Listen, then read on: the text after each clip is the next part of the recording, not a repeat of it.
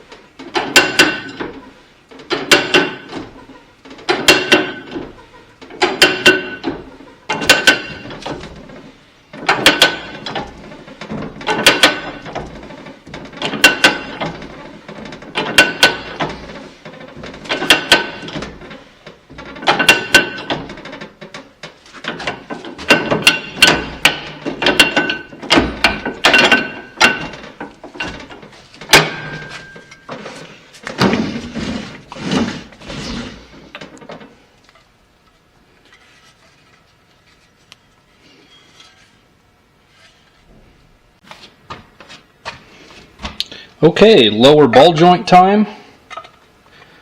Same process, obviously.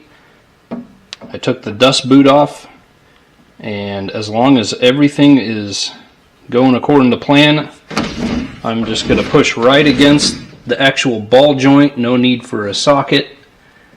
If things start binding up, I don't want to smash it, obviously. I'm going to stop and find the problem.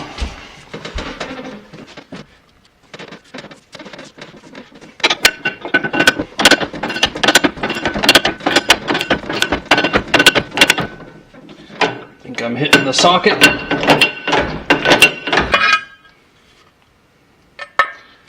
Must have been.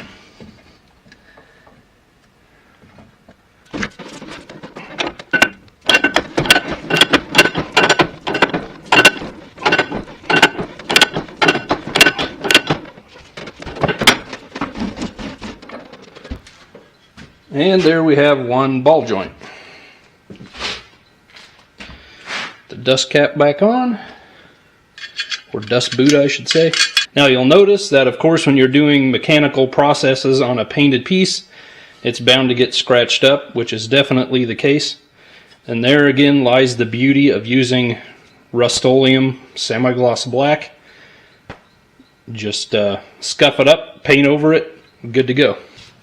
Okay, I'm going to put the bushings back in the left hand upper control arm. Want to pay attention when you take things apart, how things went together. There's a longer bushing and a shorter bushing. Longer one goes in from the inside.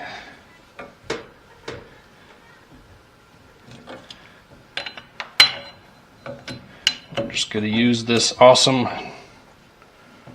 press tool here.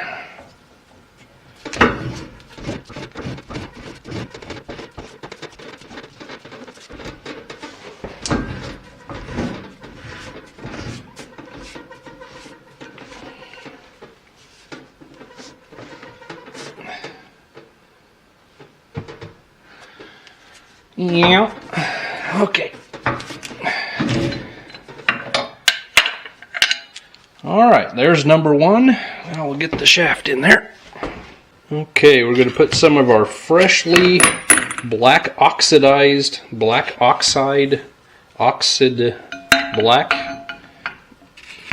our freshly black coated stuff on. So we've got the shaft in there, we've got a lock washer, or a big spacer, or a big washer I should say. It goes on in there. Just to help hold it on, I'm going to put our long bolt in.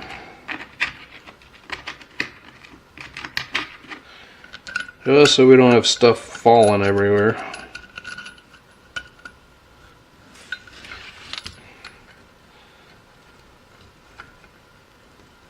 Why are you so hard? Well, I may have to chase those threads. The bolt looks okay.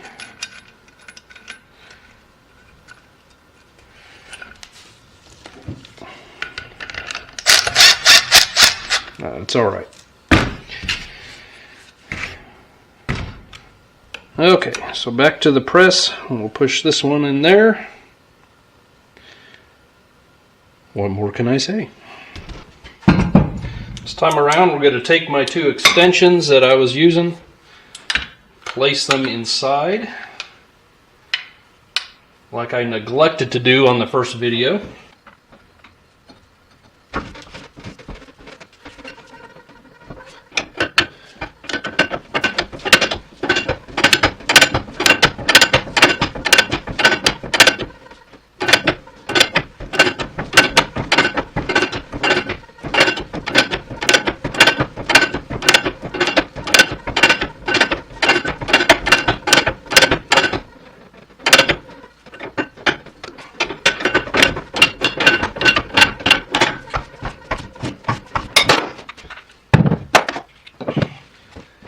Alright, now the other bolt.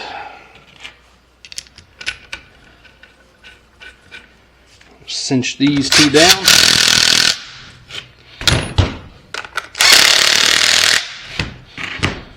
There is that part of it.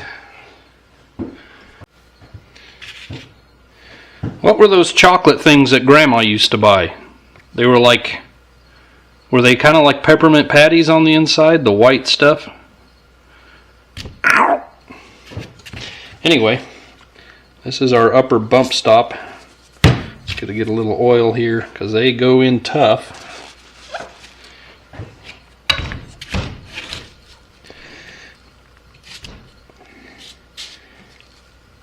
I used the anvil yesterday on the other one. I may have to use that too here.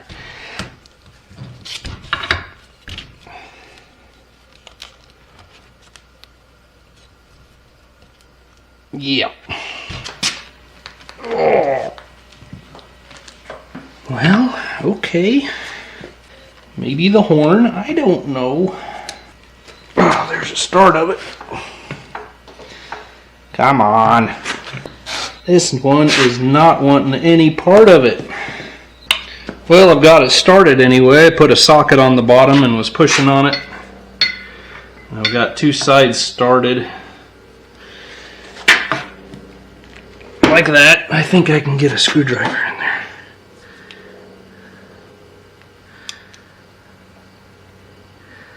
Let's see if we can't work it around here.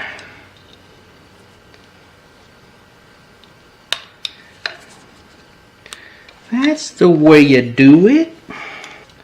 Well, we're just scratching stuff now. Come on. Come on.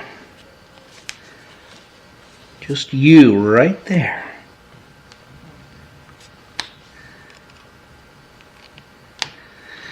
There. See how easy it is? And then last thing we need to do is put the dust boot on.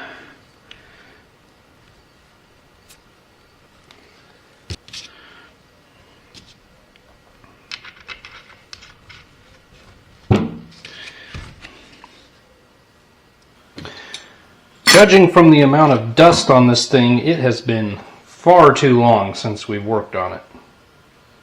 Now if you look at your bump stop, it's got a shallow cutout and a large cutout. That large one should probably go towards the spring.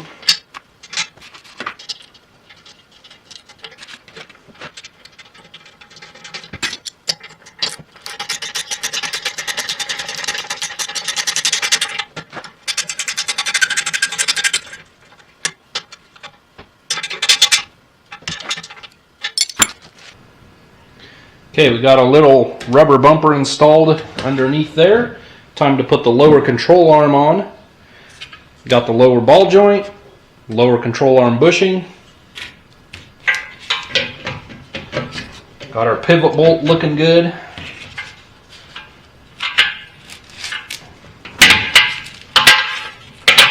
In there. And we're just going to put it on.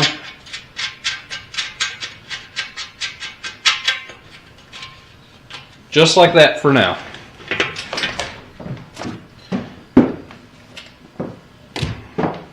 And a cat if you want.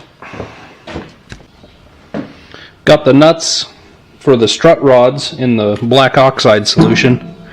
It's more like cow's milk anymore. I think it's time to make some new stuff. Now let's get the old spring back in there. Now is the time. There's a little ledge in there and we're just going to clock that at the right spot.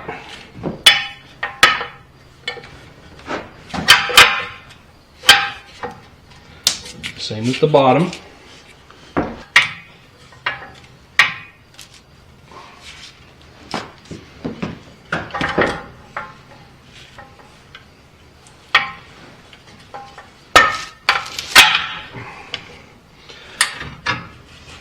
Okay. So you may remember from the first video, we used this piece of all thread to remove the tension from the spring, but we don't have good line of sight. I've got to get it from here down to here with a straight piece of all thread there. So I'm going to start it out with a ratchet strap and then we'll go to the all thread.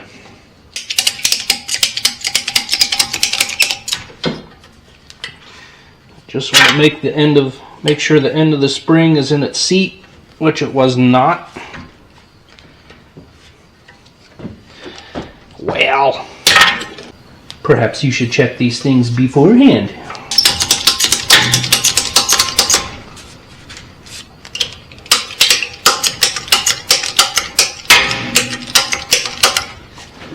Alright, now let's go to our all thread if we can.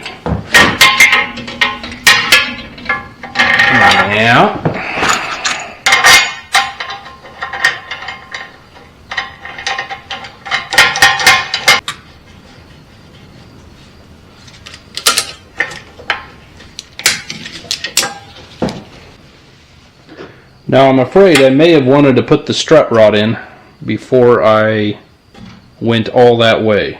I need the spring in, then the strut rod, suck it up. Well, let's just try it.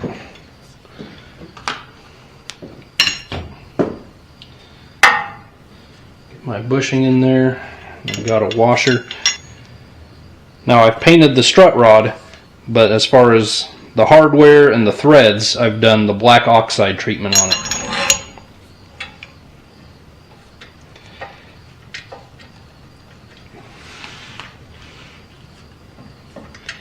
Yeah, that's what I was afraid of. Oh, we might get it. There we go.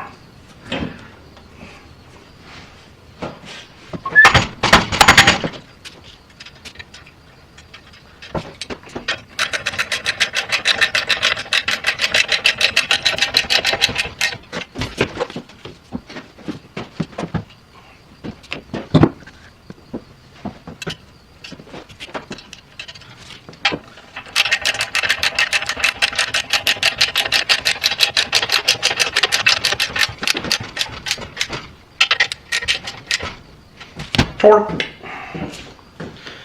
We're going to go ahead and leave this stuff off because it's way too steep of an angle right now to even put it on there. There is severe weather brewing outside, so the flies are going crazy in here. So I don't normally have a plague or a pestilence going on, but we're just going to have to deal with it. There you go. Alright, we're going to put our upper control arm on.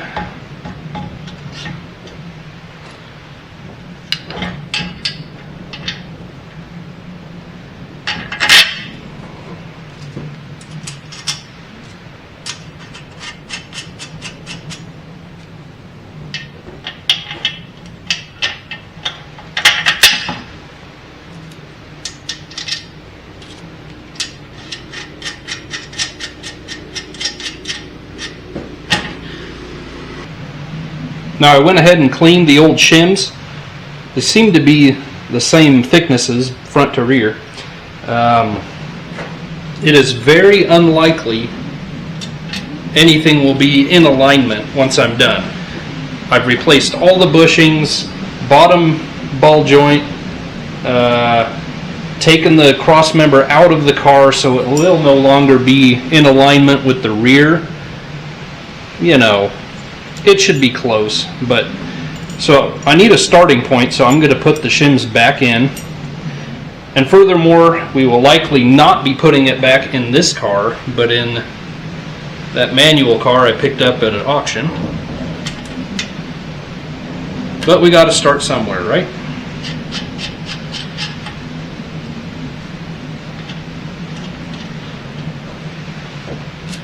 Tighten this down.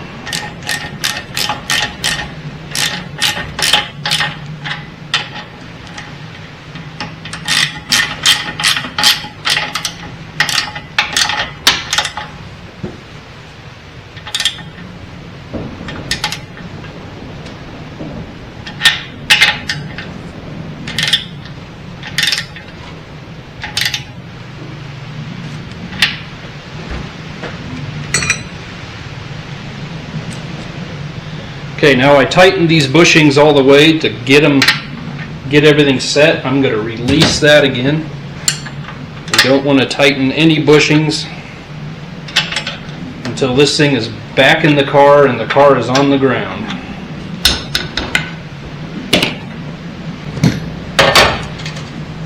Go ahead and get the bottom one kind of set.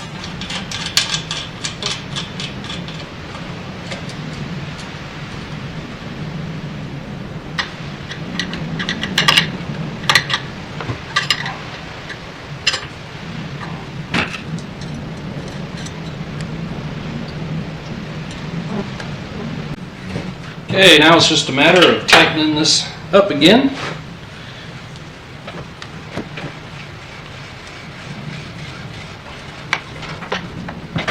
Sound like fun? Oh, man, this is ridiculous. Anyway, I repositioned the bolt into the center of the opening for the shock absorber. It was kind of to one side and it was getting caught. The threads were getting caught.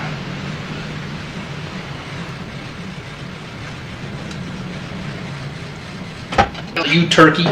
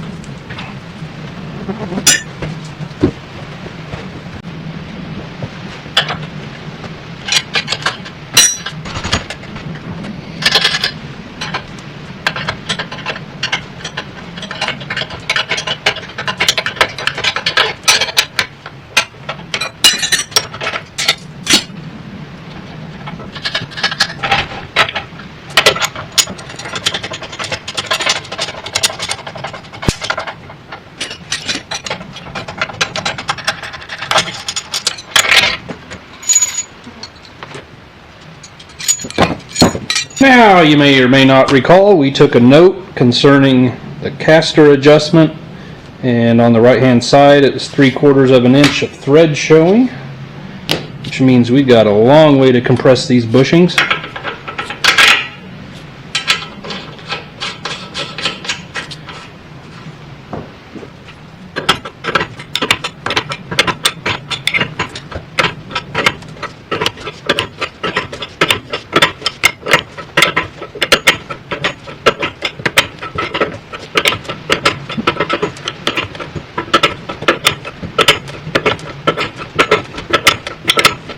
Alright, I'm going to leave that far for now. Once again, that'll get us close to an alignment. It will need to be aligned, and once we have the weight of the car on it, that's when we'll set that to that value. Now I think I'm going to do one more thing tonight before I call it a night. These flies are driving me nuts, and I want to get in before it starts raining. I ordered Gabriel shock absorbers, Gabriel Classics. I thought I'd be okay because I have been past their factory 100 times at Chickasha, Oklahoma for work. But I got them, and they've got that made in China place stamped in them.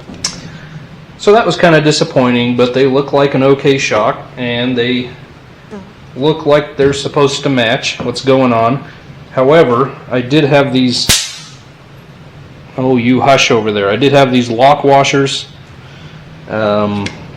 which was fine on the old, but now I've just got a slot. It may be okay, but I think I'd rather put a flat washer under that as well. So I've got to go grab those, and then we'll put these in.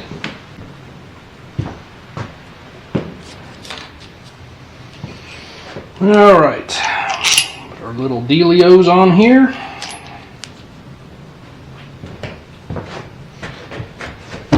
And these bottom holes are tapped. You only need to run the bolt up to it. Oh man, I'm going to have to compress that quite a ways.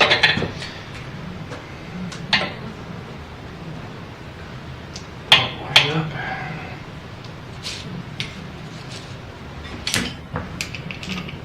Washer.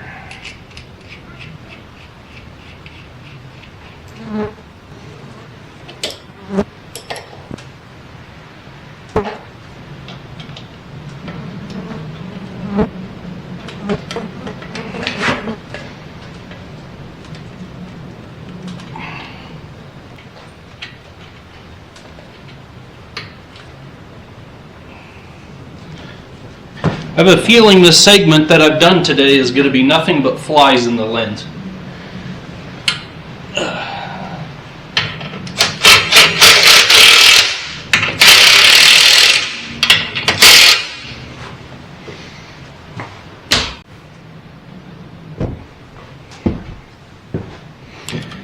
For the cheap little jam nut that I can't imagine does anything.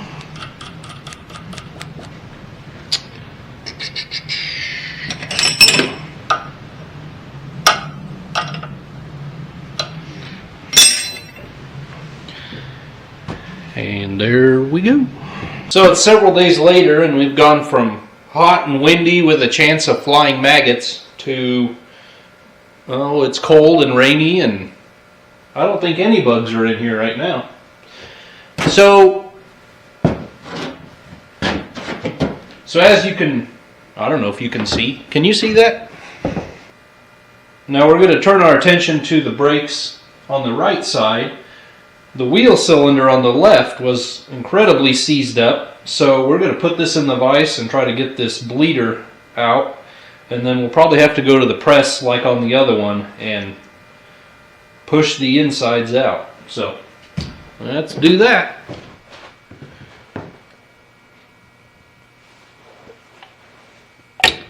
Yeah.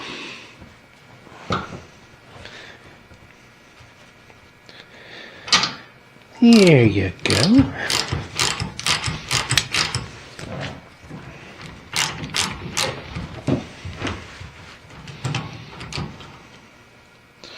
Still a little wet in this one. Odds fish.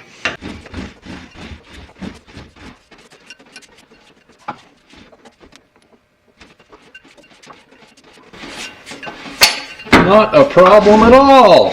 Wow. Ooh.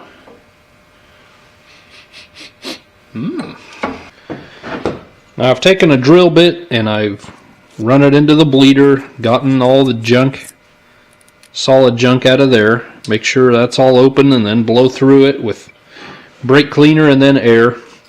Also have done that in the passage in the cylinder here and where the brake line goes. All still full of crud, but that's okay for now. I'm going to go ahead and run my hone in there.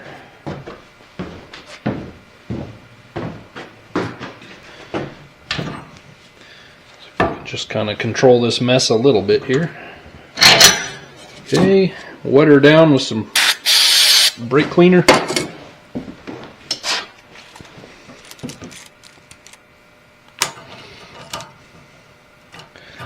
This is a 7/8 cylinder, so this is a little tight. There we go.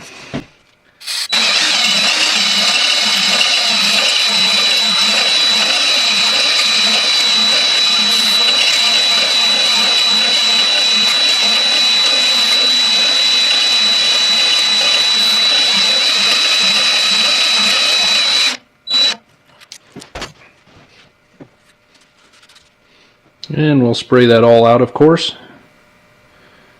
But it seems to be looking pretty good. Now the other one was just completely full of rust in these cavities. So I actually threw it in my media blasting cabinet and cleaned out the passages in there. And flushed it out with real good with brake cleaner and air, and good to go.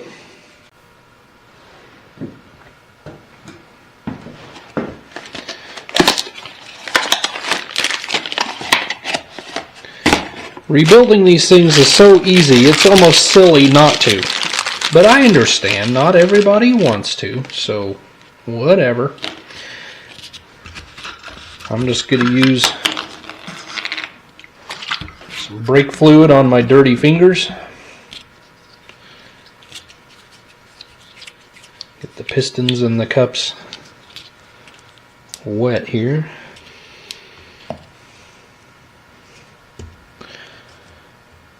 Flat side out on the cup.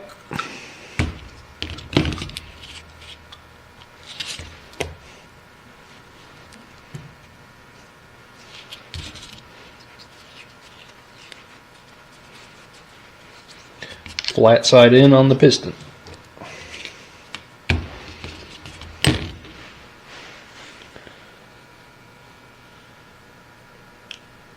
Seven eighths.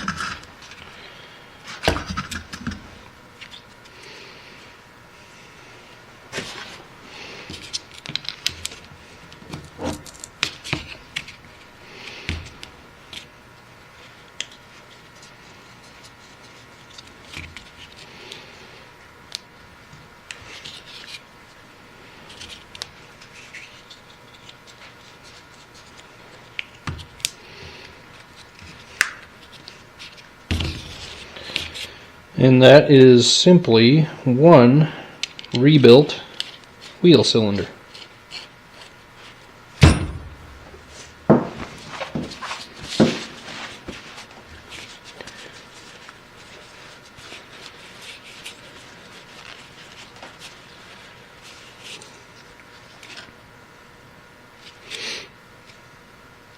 So now we can get our backing plate on. Let's head there next. Now if you have brake fluid on your hands, be sure to get that off before you're touching painted surfaces. Now we're going to put this on.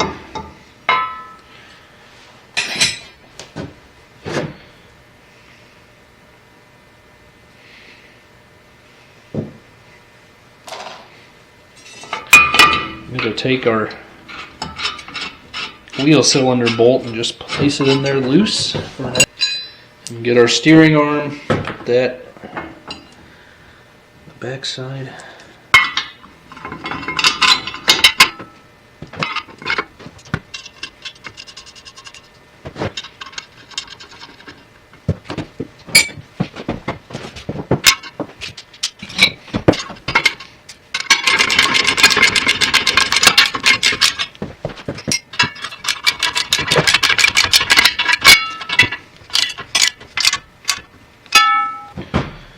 Wheel cylinder and the little lock washer.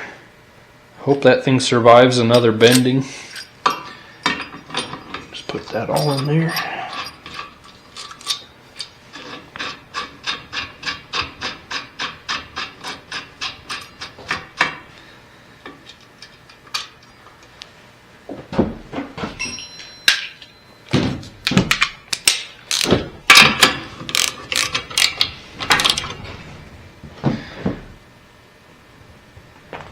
Okay.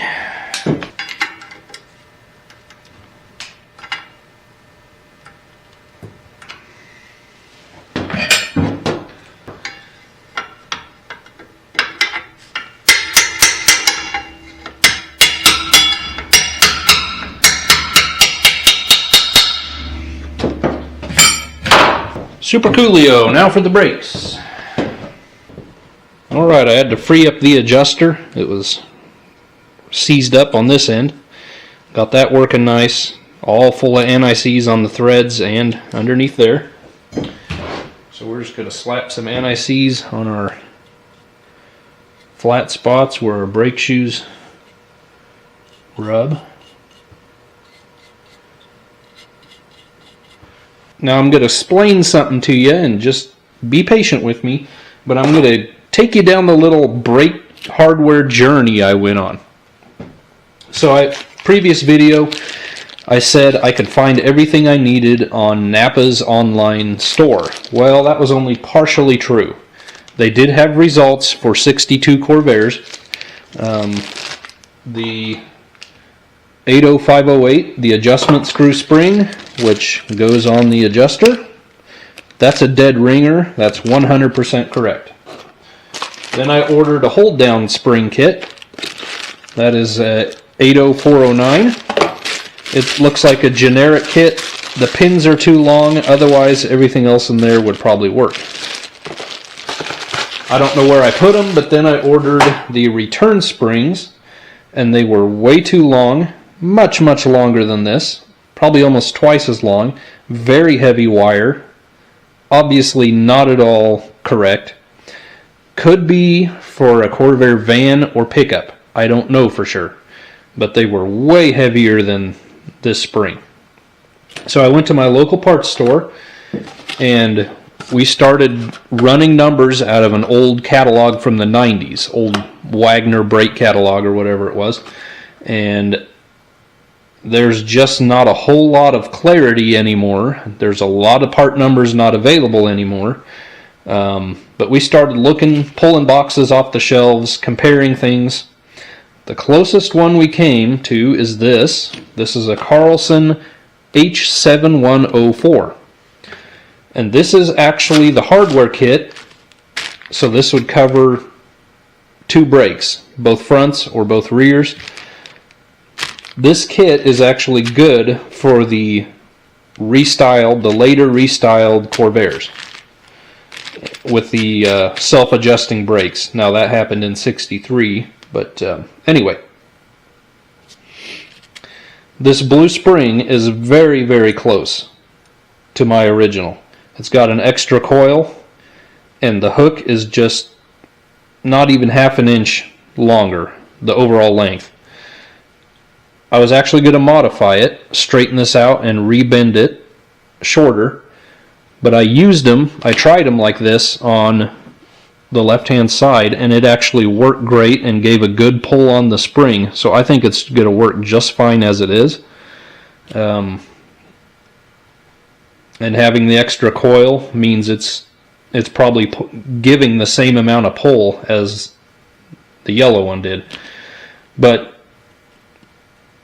it's kind of discouraging when it's that hard to find just little pieces you need anymore. Now you can go online to a Corvair website and you can order exactly the kits you need and get exactly everything correct. It's going to cost you about $100 for the entire car. So hardware to do all 4 wheels is going to cost you about $100. I bought 4 of these so I could get 8 blue springs to cover the entire car, and that cost me $16 total. Then I can use the hold down springs, the pins, the rubber plugs. The adjustment spring would probably actually work. I probably didn't actually need to buy this one. It is the same length, just a little bit lighter of a spring. So what you want to do, that's up to you.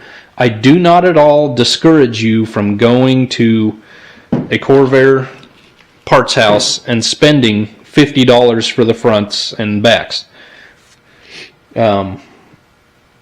It's just that I'm going to do it cheaper if I can because I'm willing to. So anyway, that is where I have gotten these parts. So we are going to put these on. Alright. You have a primary shoe and a secondary shoe. Primary is the front, and it actually has less lining on it. I'll show you a comparison here. Line them up. Got about an inch less lining on the top side. That's your front.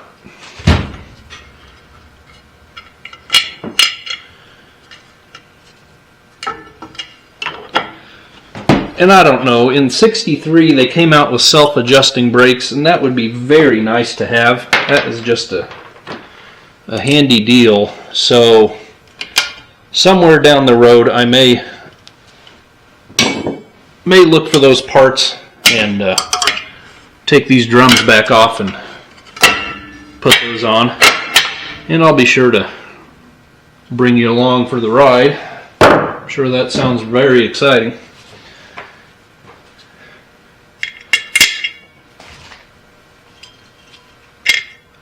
Other shoe on here. Might want a spring on it.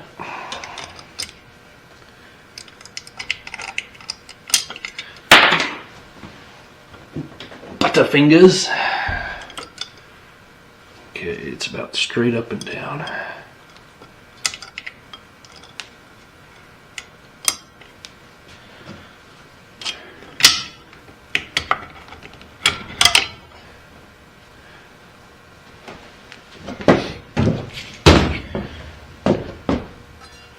Drum brakes seem to be one of the first things people want to rip off their old cars when they are perfectly adequate. And yeah, they're a little more complicated. I can understand that, I guess. But you do them once, they're going to last you for years.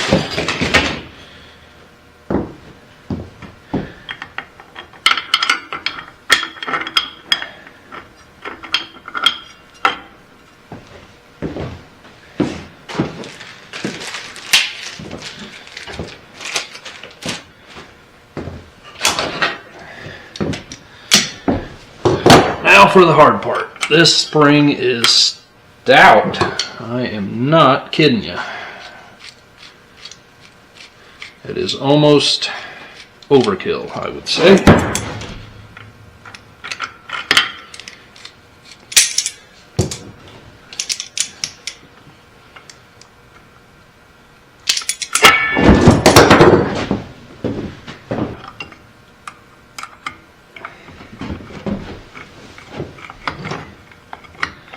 Not much to grab here on this side. I didn't know if that would work or not.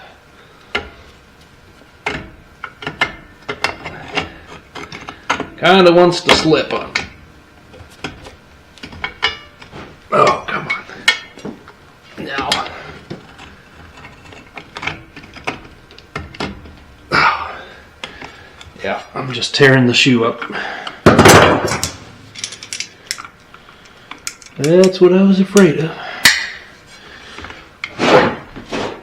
Okay. Well. Oh.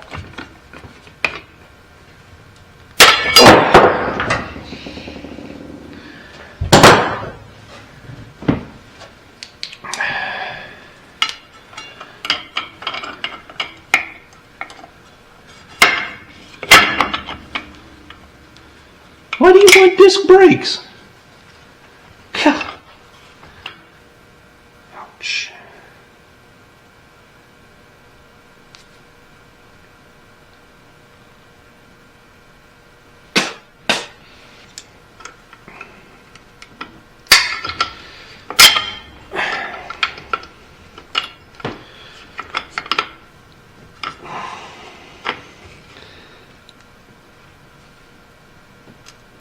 Oh, what in the world? Okay, while I let that struggle on, I'm going to put these on just so it holds everything together. Another little mystery on these is there was no shoe guide on here. All the pictures that I see in manuals have them on there, but let me know what you guys think. These are some that I have in my parts stash.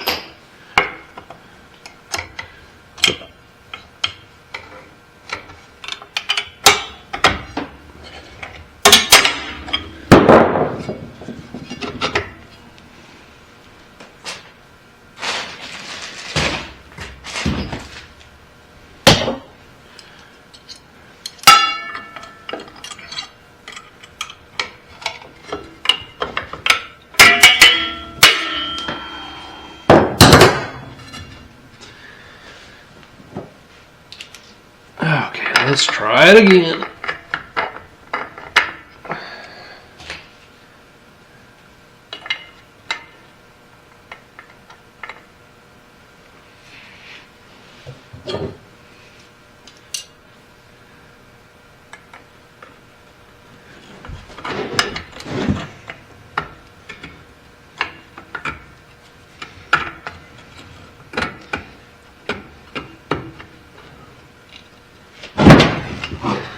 There you go. Okay.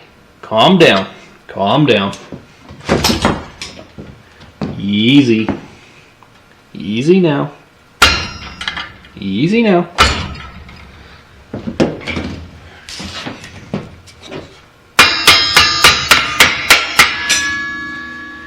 There you go. There. See how easy it is?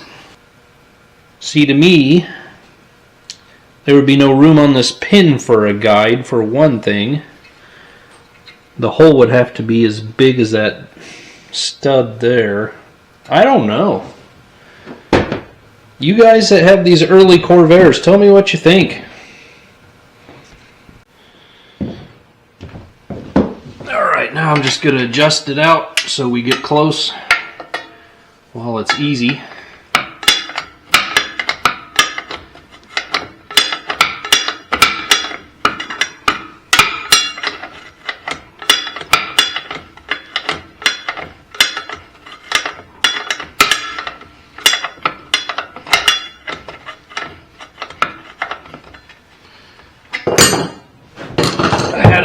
Adjusted all the way in so I wouldn't have to spread that spring so far open.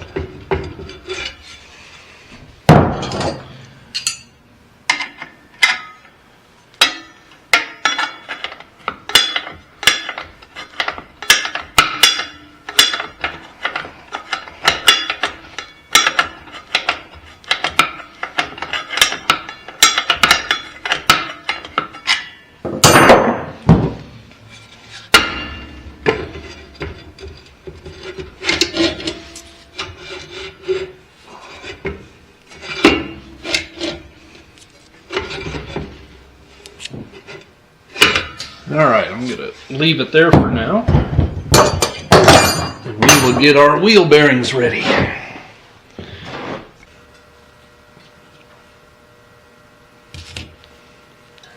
Oh yeah. Good old cranberry sauce.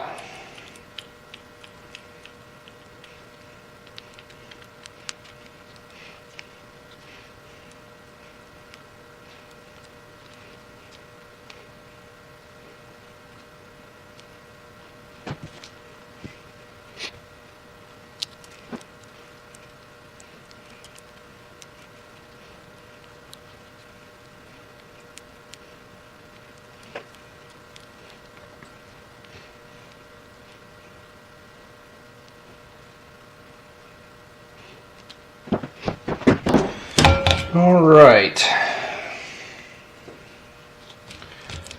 Try to use up some of this extra stuff.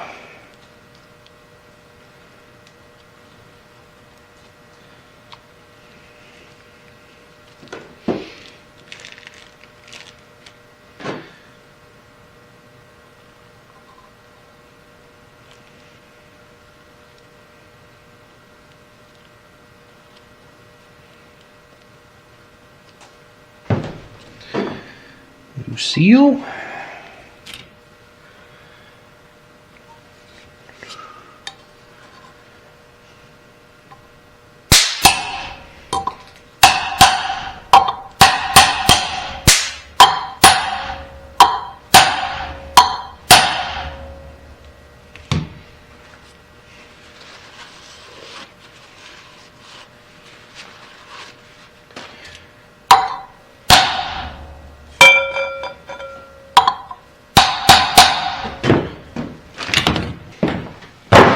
I've smeared some grease on there. I don't think there's any way the seal is dry anymore, but just want to make sure you're not forcing it on.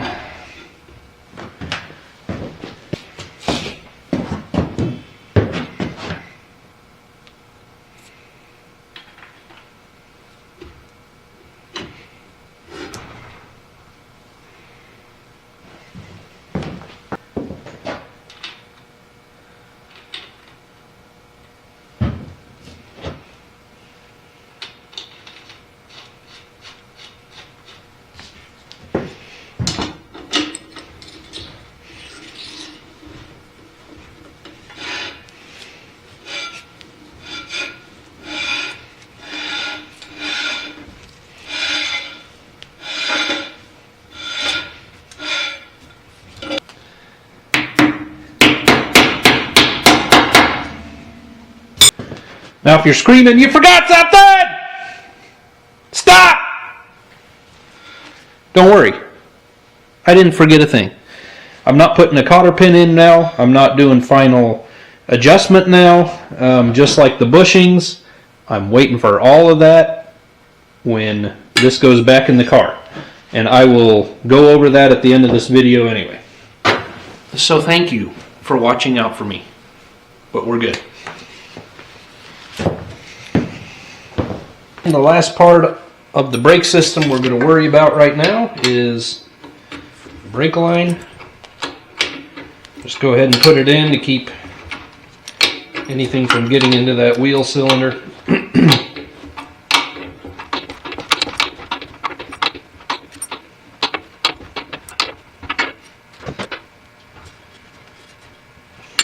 This clip was on the old one, so I'm just going to keep it with it.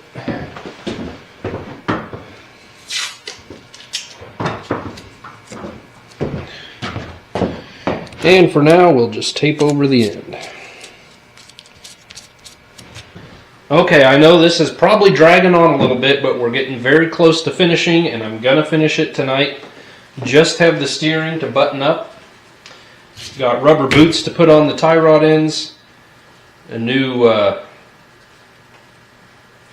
bushing to put in the relay rod here. And I probably will have to go to the press or the vise to get that in. So let's do that first.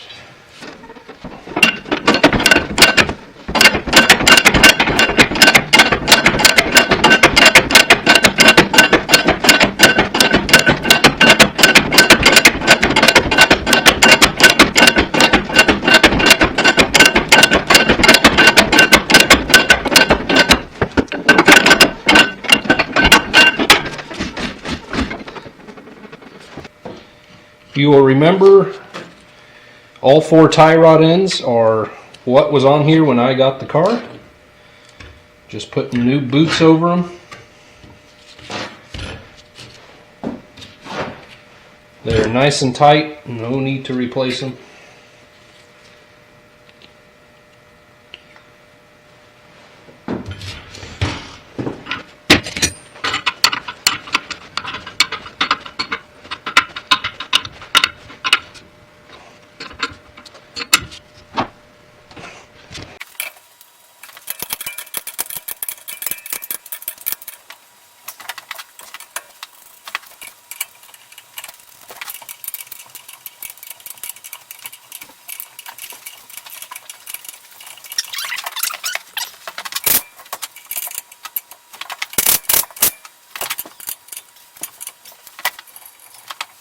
The idler arm had a old rubber washer that is completely shot, and a good quality water hose washer is a perfect size. So we'll just stick that on there.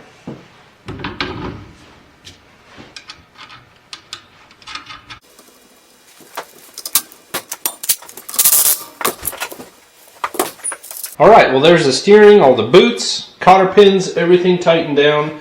Went ahead and greased all the grease zerks on the whole assembly, just so that they're not hanging out dry for however long. I think that about does it.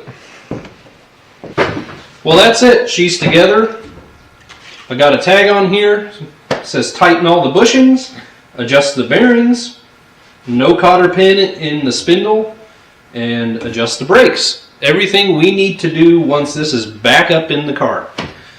So that's going to do it on this kind of a 3-part mini-series, let's say, on redoing the front end of an early Corvair. We have so much more to do on our Corvair project. This blue and white one I have here in the shop, I kind of want to drop the engine and rear end and maybe move this body out, bring in the other one that I got at the auction, drop that front end, drop that engine and rear end, and then strip that whole body down, start doing body work, just start actually building a car out of it for a change. I don't know. Anyway, come back if you want to be sure to not miss all of that. I've got a video coming up soon on the 48, finishing the exhaust from the muffler back and door seals. I really wanted to do a show and tell at the end of this one, but this just took, I know this video is getting very long, so I think I'll do it after that 48 video. Oh, and there is a video coming, I hope soon, on a new windshield for that thing. I have had, you can't believe the problems I've had on that. And finally ended up having to have some little bit custom glass cut, and we'll get into that in that video. Anyway, thank you so much for watching. If you want to be sure not to miss anything, make sure you're subscribed to this. This is your channel as well as mine. I really appreciate you guys. You are the reason I do that. I say that all the time in response to guys thanking me for putting these videos up.